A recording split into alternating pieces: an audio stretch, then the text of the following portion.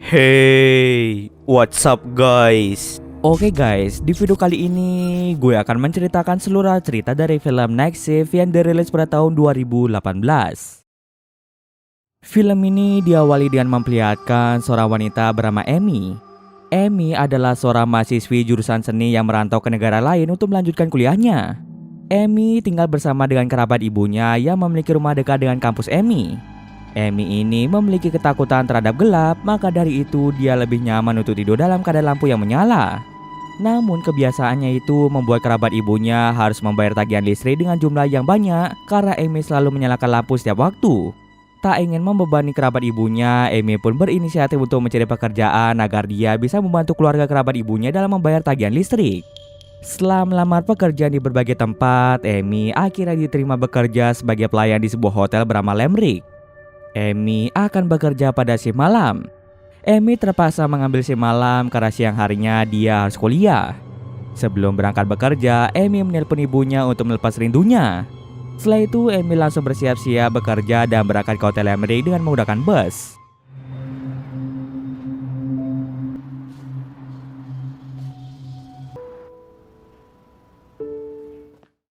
Sesampai di hotel Lemrick, Amy pun langsung berjaga di meja resepsionis.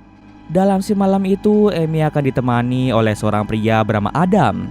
Adam langsung menjelaskan pada Amy tugas apa saja yang harus mereka lakukan seperti menerima tamu, melayani tamu, menjaga kebersihan hotel, dan masih banyak lagi. Kemudian mereka berdua mulai berbincang-bincang untuk mengakrabkan diri sebagai rekan kerja. Oh, you're up. That's what they want. Room 537. Well, what are you waiting for? Ketika asik berbincang, tiba-tiba saja ada telepon berdering dan ternyata yang menelpon adalah tamu hotel dengan kamar nomor 537. Tamu itu meminta Amy untuk membawakan tambahan handuk. Adam segera mengarahkan Amy untuk mengambil handuk di sebuah ruangan penyimpanan. Kondisi ruangan itu bisa dibilang mengerikan dengan penerangan yang minim yang tentu saja membuat Amy menjadi sedikit merinding. Suasana semakin mencekam ketika Adam mulai bercerita tentang kasus pembunuhan yang pernah terjadi di hotel itu lewat walkie-talkie. Tiba-tiba saja Adam mengagetkan Amy hingga Amy pun menjadi kesal.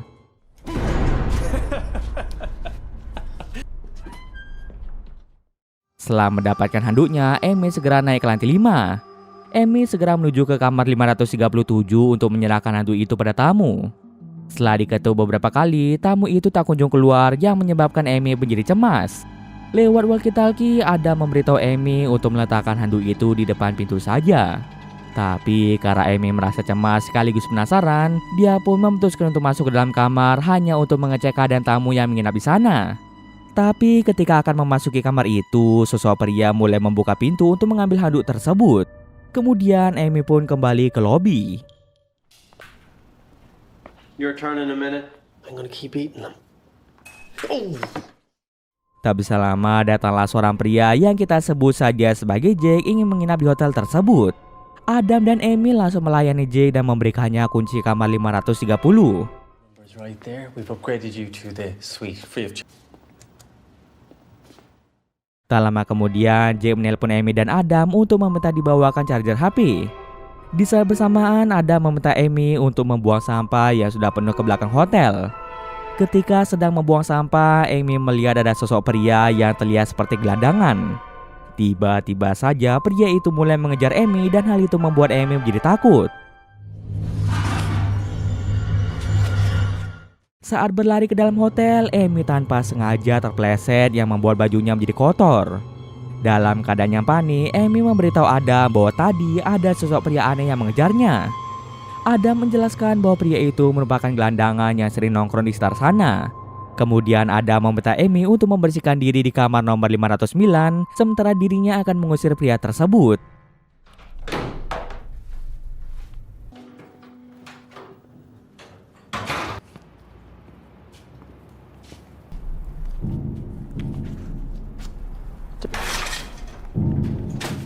Ketika Adam mengecek tempat pembuangan sampah, Adam tidak menemukan siapa-siapa. Di sisi lain, Amy pun segera mandi dan membersihkan bajunya yang kotor.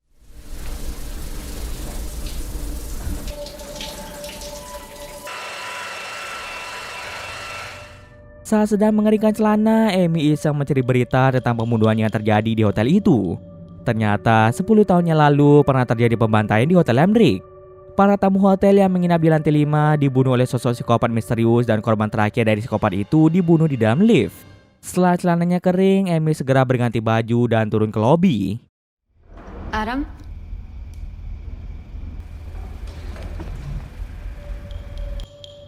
Really? I was... Di lobi, Amy pun bertemu dengan Adam. Adam memberitahu Amy jika dia sudah mengusir gelandangan yang berkeliaran di tempat itu. Kemudian Amy memberitahu Adam bahwa dia sudah mencari tahu tentang pembunuhan yang pernah terjadi di hotel tersebut. Amy merasa tidak percaya mengapa hotel itu masih dibuka setelah pembunuhan yang terjadi di tempat itu. Adam menjelaskan bahwa pihak hotel tidak ingin rugi. Lagi pula kasus pembunuhan yang terjadi di hotel itu sudah dilupakan seiring berjalannya waktu. Lalu Adam memberitahu Amy bahwa pihak hotel sengaja tidak mengganti lift bekas pembunuhan itu dikarenakan harga lift yang sangat mahal. Psikopat misterius yang menjadi dalam pembunuhan itu hingga saat ini belum juga ditangkap dan identitasnya pun masih belum diketahui. Hal ini terjadi dikarenakan tidak adanya jejak yang ditinggalkan si pembunuh itu. Konon katanya psikopat itu menggunakan darah para korbannya untuk melakukan sebuah ritual satanisme. Setelah berbincang panjang lebar, Amy pergi ke kamar mandi untuk menjadikan pikirannya.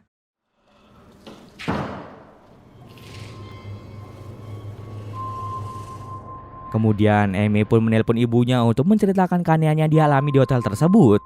Ibu Amy meminta Amy untuk bekerja sampai shiftnya selesai dan besoknya Amy diminta untuk mengganti shift bekerjanya menjadi shift siang. Ketika masih berbincang dengan ibunya, sinyal teleponnya menghilang secara tiba-tiba.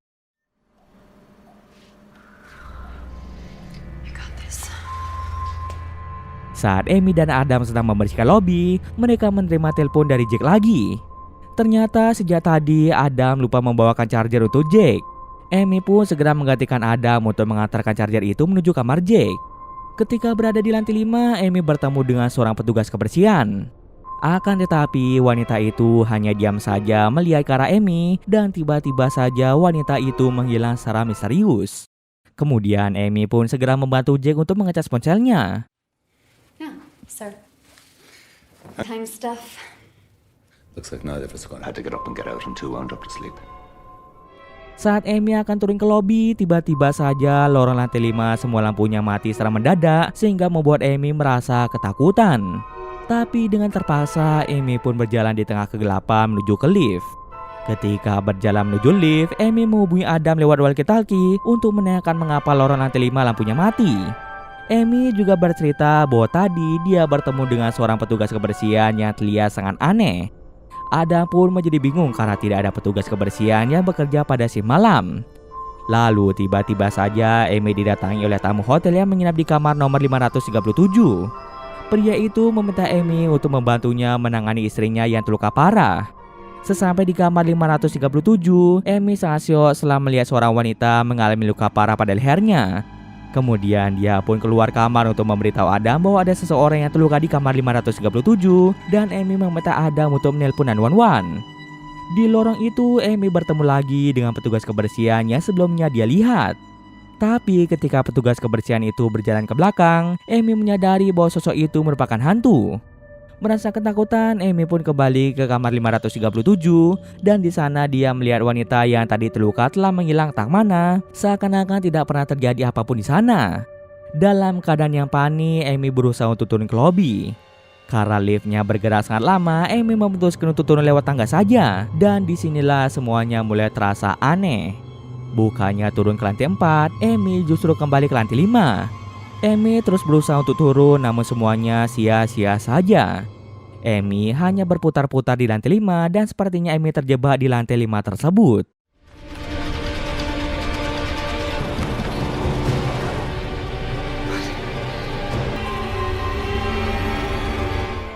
Karena lelah, Amy pun masuk ke lorong lantai 5 lagi. Tiba-tiba saja Amy seperti diserang oleh sosok yang tidak terlihat.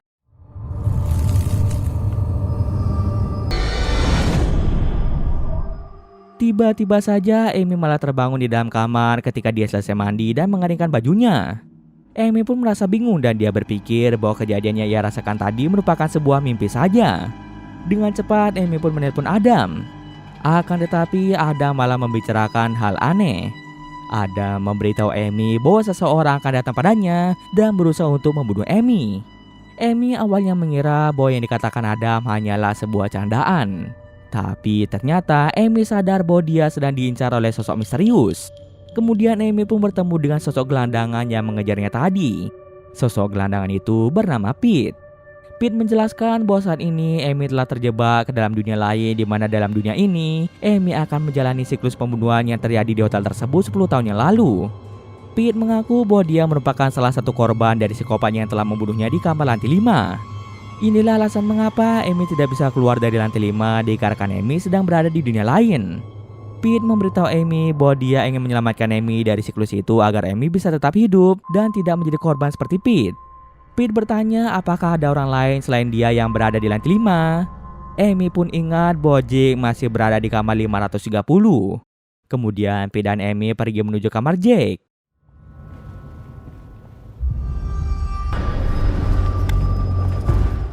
Karena Amy dan Pete masuk ke kamar Jake tanpa izin, membuat Jake menjadi marah.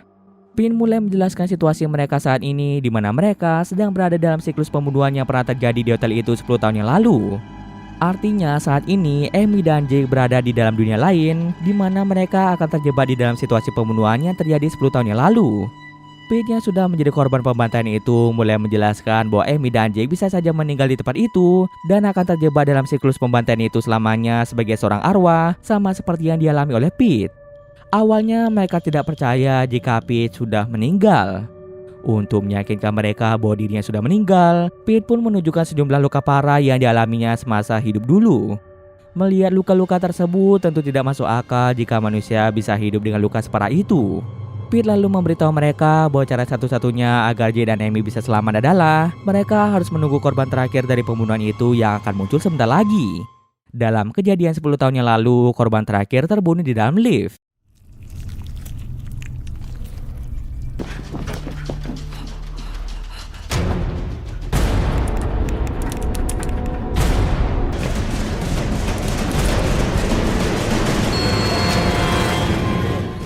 Bisa disimpulkan hanya korban terakhir saja yang bisa memanggil lift menuju ke lobi. Lift tersebut akan menjadi portal bagi mereka untuk bisa keluar dari dunia lain tersebut. Jika mereka berhasil masuk ke dalam lift, maka Jake dan Amy akan kembali ke dunia nyata. Dan jika gagal, maka Amy dan Jake akan terjebak dalam siklus itu untuk selama-lamanya. Di dalam kamar mandi, Amy kembali mencoba menghubungi Adam. Akan tetapi, Adam kembali berbicara hal-hal yang aneh. Mengetahui jika Amy sedang berbicara dengan Adam, Pete pun segera menghancurkan walkie-talkie tersebut. Pete memberitahu Amy bahwa Adam bukanlah teman mereka, melainkan dia psikopat yang telah melakukan pembunuhan 10 tahun yang lalu. Alasan mengapa dia bisa membuat siklus itu adalah dikarenakan Adam ini merupakan psikopat sekaligus pemuja iblis. Pastinya dia memiliki kekuatan supranatural yang diberikan iblis sehingga bisa menciptakan siklus pembunuhan tersebut. Pete kemudian melarang Amy dan Jay agar tidak membunuh Adam, dan jika mereka membunuh Adam, maka mereka akan mengulangi siklus itu lagi dan akan terjebak di dalam dunia lain selama-lamanya. Tak bisa lama terdengarlah suara ketukan pintu yang ternyata itu adalah si korban terakhir. Jika mereka membiarkan korban terakhir mati lebih dulu, maka Amy dan Jay tidak akan memiliki kesempatan hidup lagi dikarenakan si korban itu satu-satunya arwah yang bisa memanggil menuju lobi.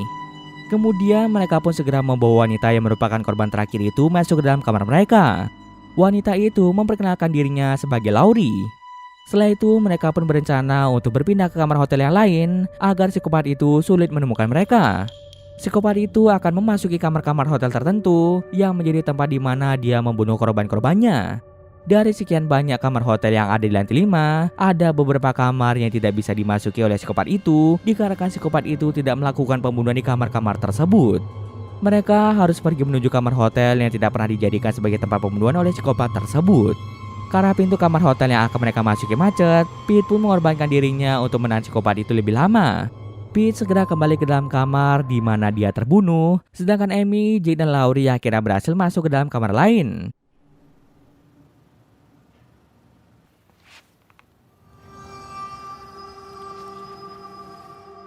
Tak bisa lama, psikopat itu masuk ke dalam kamar Pete dan Pete pun menjalani siklus kematian yang dialami 10 tahun yang lalu. Di sisi lain, Amy, Jake, dan Laurie mulai membuat rencana agar bisa keluar dari siklus tersebut. Amy memiliki ide untuk berdiam diri di dalam kamar yang paling dekat dengan lift. Setelah berdiam diri di dalam kamar yang dekat dengan lift, Laurie disuruh untuk menekan tombol lift karena hanya dia saja yang bisa memanggil lift tersebut.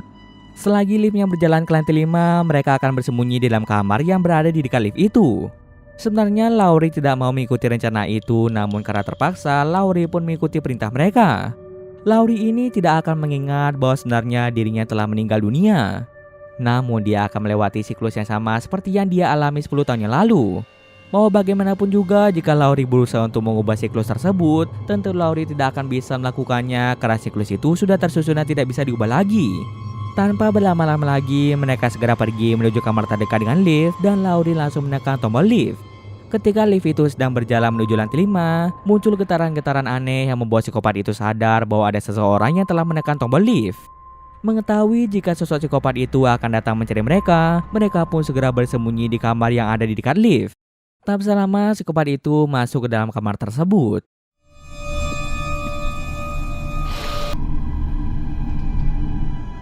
Dia berhasil menemukan keberadaan dari Laurie dan berniat untuk membunuh Laurie. Karena tak ingin mati, Laurie pun memanggil nama Amy sehingga psikopat itu mengetahui bahwa ada orang lainnya, yaitu Amy dan Jake, yang sedang bersembunyi di kamar itu. Dengan mudahnya, psikopat itu pun membuat mereka bertiga pingsan.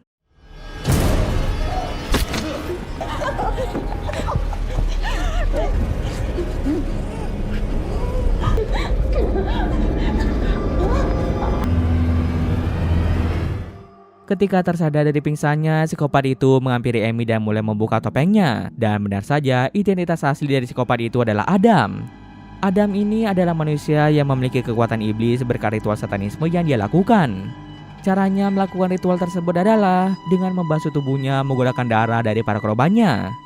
Ritual itu akan membuat Adam semakin kuat serta menjadi abadi. Adamlah yang telah menciptakan siklus itu untuk menjebak para korbannya sekaligus bersenang-senang di atas penderitaan mereka. Setelah menjelaskan hal itu, Adam berniat untuk membunuh Laurie. Melihat hal itu, Jake pun mengorbankan dirinya agar Laurie dan Amy bisa kabur.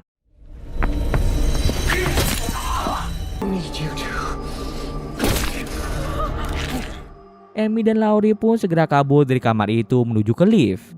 Di tengah perjalanan, Laurie malah berkhianat di mana dia membuat Amy terjatuh. Laurie melakukan hal ini dikarenakan dia yang ingin mengubah takdir dari siklus tersebut. Akan tetapi, takdir yang sudah terancam membuat Laurie tidak akan bisa mengubahnya. Di kehidupan nyata, Laurie ini sudah meninggal yang artinya dia tidak bisa mengubah siklus itu. Berbeda dengan Amy yang masih hidup dan memiliki kesempatan untuk membebaskan diri dari siklus tersebut. Jika Laurie mati sebelum menekan tombol lift, maka Amy tidak memiliki kesempatan lagi untuk bisa keluar dari dunia tersebut. Namun jika Laurie berhasil menekan tombol lift, maka Amy berkesempatan untuk kabur dari dunia itu. Laurie yang berhasil menjatuhkan Amy pun langsung pergi menuju lift. Tak bisa lama, Adam pun datang dan langsung menusuk Amy dengan pisau tepat di bagian bahu, sehingga membuatnya tidak bisa bergerak lagi. Setelah itu, Adam mulai mendekati Laurie dan langsung membunuhnya. Sebelum terbunuh, ternyata Laurie berhasil menekan tombol lift sehingga sebentar lagi lift itu akan terbuka. Tanpa disadari Adam, Amy berhasil membebaskan diri dan dia langsung menusuk Adam dengan pisau yang tadi menancap di bahunya. Dengan cepat, Amy pun masuk dalam lift yang akan menuju ke dunia nyata. Ketika berada di lobi, Amy melihat Adam di dunia nyata yang mulai mendekati Amy. Merasa geram dan muak dengan wajah dari Adam, Amy langsung membunuh Adam di dunia nyata. Bersama dengan itu, para polisi pun tiba di hotel tersebut karena Adamlah yang telah menelpon mereka. Para polisi memergoki Amy yang sedang membunuh Adam. Kemudian polisi meminta Amy untuk meletakkan senjata tajam yang dibawa olehnya. Amy yang terlalu panik berusaha untuk menjelaskan pada polisi bahwa Adam adalah orang jahat. Karena Amy tak kunjung meletakkan pisaunya, polisi itu pun terpaksa menembak Amy hingga dia pun meninggal dunia. Lalu tiba-tiba saja Amy pun terbangun di dalam kamar Hotel 509, di mana dia sempat tertidur di sebuah kamar di lantai 5. Kenapa Amy kembali lagi ke waktu di mana dia terbangun di kamar hotel? Ini dikarenakan Amy yang telah meninggal di dunia nyata dan arwahnya kini terjebak di dalam siklus ciptaan Adam.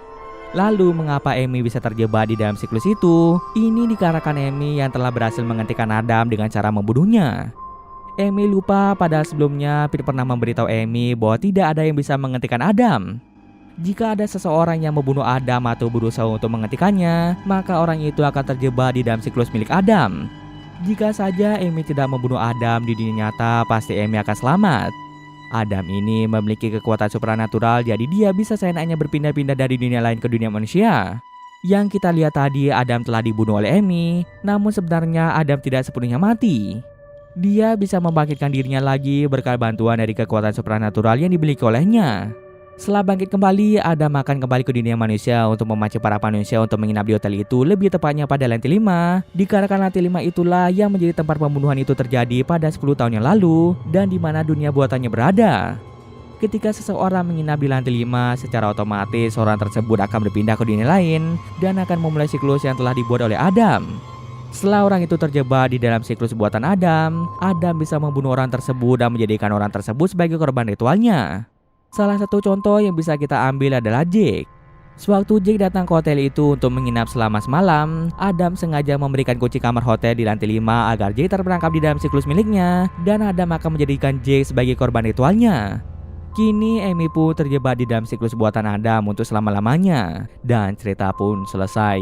Oke, mungkin sekian dulu video kali ini. Jika ada kesalahan gue mohon maaf. Oke, see you next video guys.